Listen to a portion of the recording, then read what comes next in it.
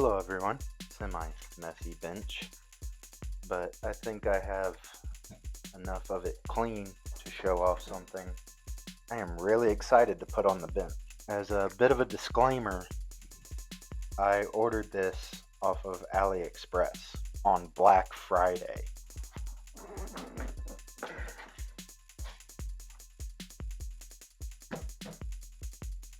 This has been stuck in customs since Christmas Day. I think, what is today? The 5th? Today is February 5th. 2 weeks ago, it finally got out of customs. I think today was the day that I could message them and get a refund. So, skin of your teeth, AliExpress. Skin of your teeth. I was this close to going on there and asking for a refund anyway, but I had to sign for the package. But all of that notwithstanding, there are plenty of videos on the internet talking about how bad of a place AliExpress is to order stuff off of. I'm just appreciative I got this. Super longtime fans of the show will know I am a fan of this brand. I love RGT, and we'll get into all that later. But I just want to do an unboxing because, forewarning, you're about to see a lot of this truck going forward. A lot of this truck going forward.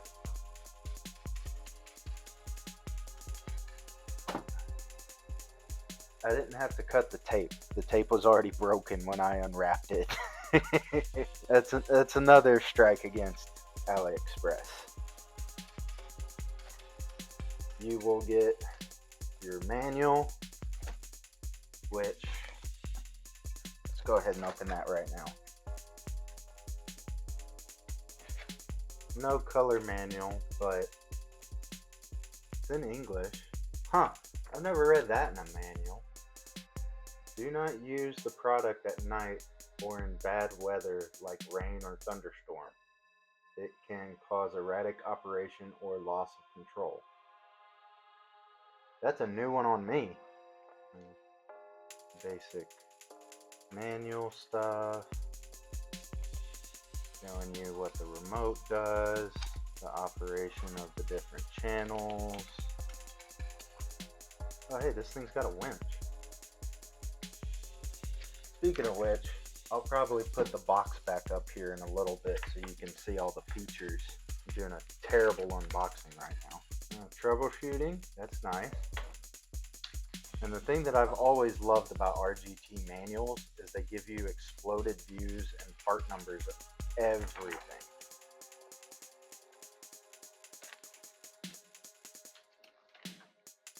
And if I'm not mistaken, you can find brass and aluminum upgrades for some of their stuff now. You can even get the tires.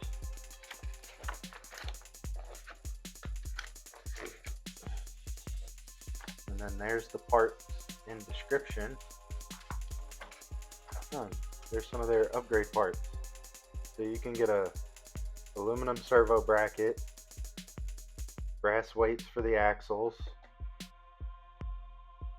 Man, they're coming along. I'm trying to see which would be the best side to show off all the specs for it. You can pause it there and see most of the breakdown, and I'll leave this up for a little bit.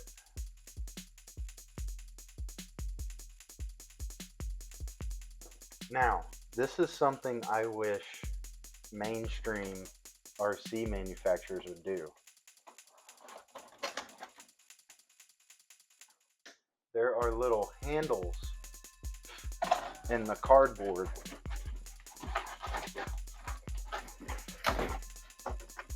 that are supposed to help you pull it up. I've picked it up and out of the box with this a couple times, so of course on video it's not going to do what I want it to do. I still think this is a good feature. Get it out of the zip ties. Okay, there's things to show, but let me get everything else out. This is the radio. I think supposedly it's 6 channels or 8 channels, one of the two. We'll go into that in a little bit. Let's get into the truck. So, first and foremost, the body. It looks like a Bronco. And to me, there's a couple things throwing it off that's not 100% a Bronco, but like GTA 5, it's 80% there, so you know what it looks like. Yeah, let me go ahead and show that because it's making it complicated to set up on my stand. There's a link that came off of its pivot ball. Whoa, hold on a second. I don't know how well that's showing up on camera. These frame rails are coated. Yo, this is the first time I've seen that on a China truck. That's nice. Okay, so what I wanted to get into now is the body. It has a catch back there that you slide to the side. It will drop through that slot. Pull it up a little bit, push it forward, and there we go. So underneath here, there was a magnetic ribbon cable. This ribbon cable goes to the body to light up all the lights. And as far as I know, there are headlights, halos, turn signals, these light up, and brake light in reverse. So that's a pretty serious interior in there. I can see through some of the painting, but I'm not expecting 100% quality here. Now, getting into the meat and potatoes of the truck. We have a servo up here starting at the very, very front. This is a winch. It is not the steering. The steering is done by this blue servo right here on axle. Pretty decent amount of steering throw on that as well.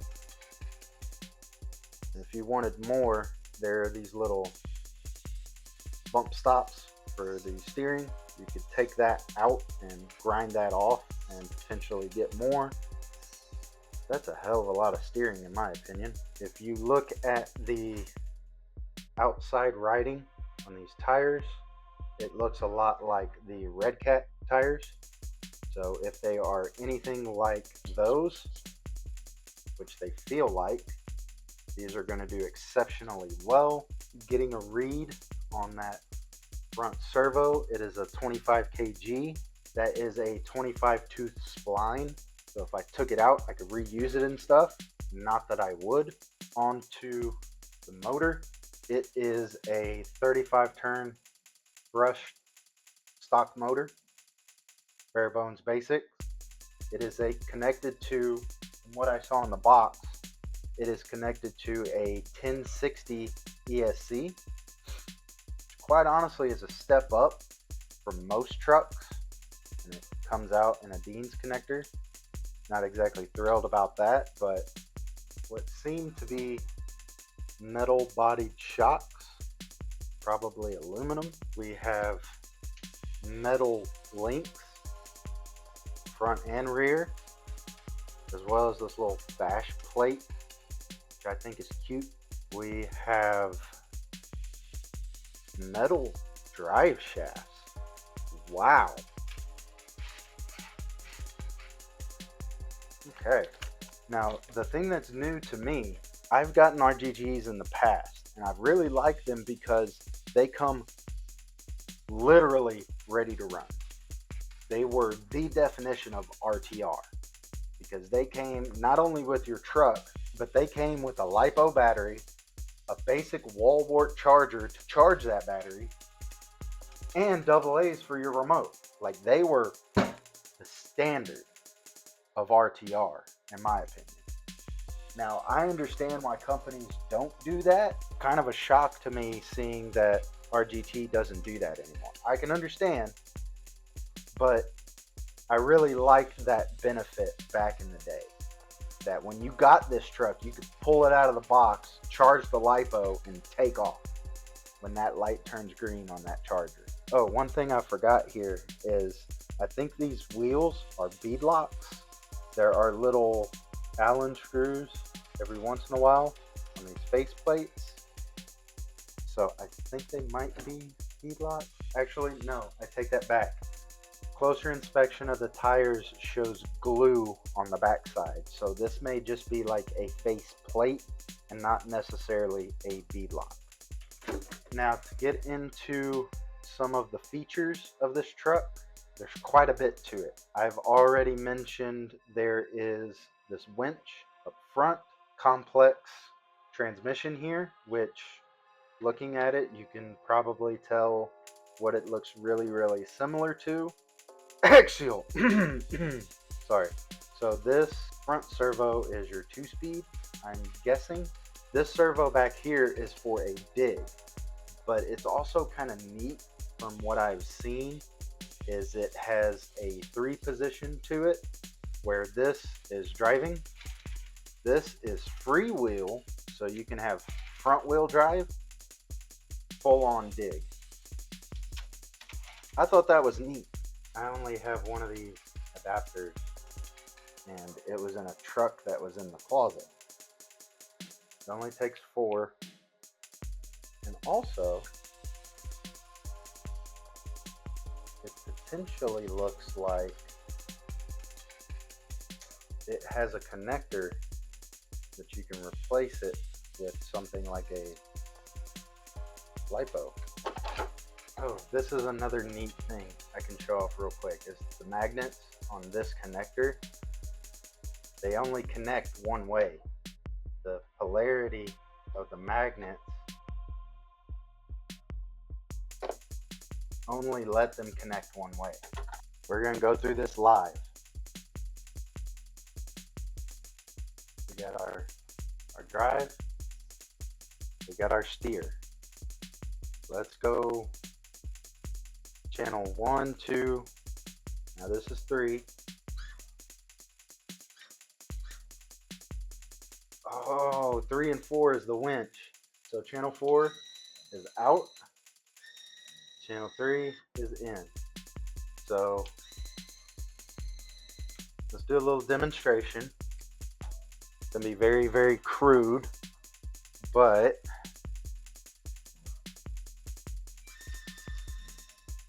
okay, winch has got some power.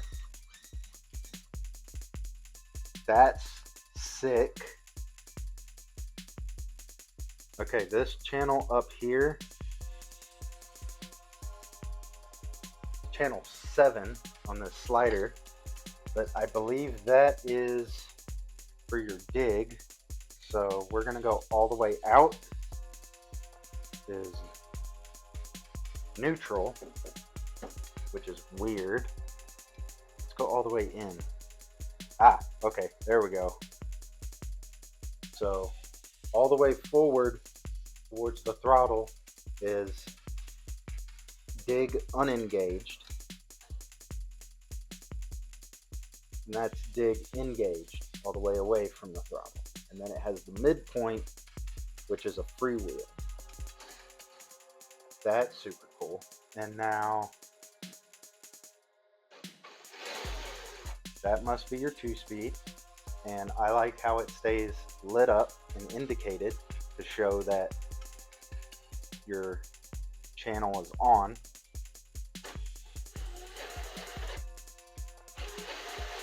Oh yeah, this button down here is your lights,